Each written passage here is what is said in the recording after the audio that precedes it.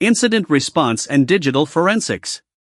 This is the final lesson of the course, and it draws together threads from every domain: a plan tested in advance, a disciplined order, evidence handled soundly, and learning fed back.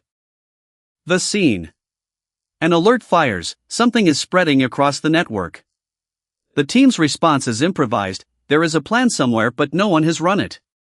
In the rush, they wipe and rebuild the first infected machine to get it back fast, which destroys the only record of how the attacker got in. No one documented what was touched.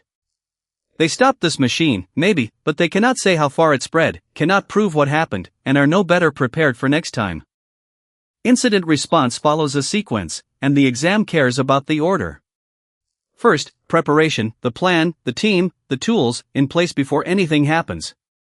Improvising during an incident is the failure the scenario opens with. Second, detection and identification, recognizing that an incident is occurring and understanding its scope, the monitoring from the previous lesson. And third, containment, stopping the spread and limiting the damage, for example by isolating affected systems. This is the immediate priority once an incident is detected.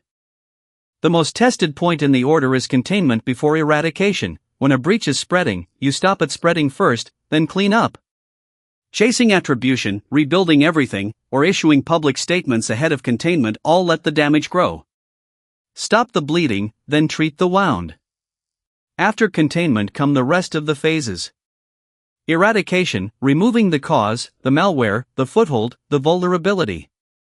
Recovery, restoring systems to normal, often from the tested backups of Domain 4, and confirming they are clean. And then the post-incident review.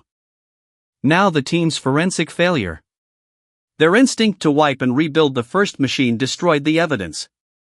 Digital evidence is fragile and easily altered, so forensics rests on preserving the original. Work on copies or forensic images, not the live original, and verify integrity with a hash, from the cryptography lesson, so you can prove the copy matches and nothing changed.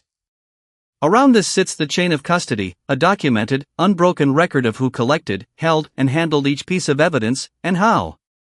It preserves the evidence's integrity and admissibility, so it can be trusted and, if it comes to it, stand up in legal proceedings. This is the evidence reliability discipline from Domain 1, made literal. Evidence you cannot vouch for the handling of is evidence you may not be able to use. Wiping the machine destroyed both the evidence and the chain. The final phase, the post-incident review, or lessons learned, is where the incident becomes improvement.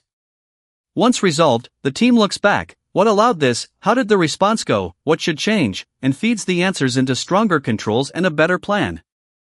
It is the same instinct as problem management in Domain 4, address the underlying cause so the next incident is prevented or handled better. And like every plan in this course, the incident response plan must be tested, not just written, the same lesson as the untested DR plan and the unexercised continuity plan. A plan first run during a real incident is the scenario you do not want. So carry this away, and it closes the course. Contain before you eradicate, preserve the original with an unbroken chain of custody, and review afterwards so the organization is stronger next time. Across 5 domains, one habit runs through everything: reason from the control, not the memorized list. That completes the CISA course. Well done.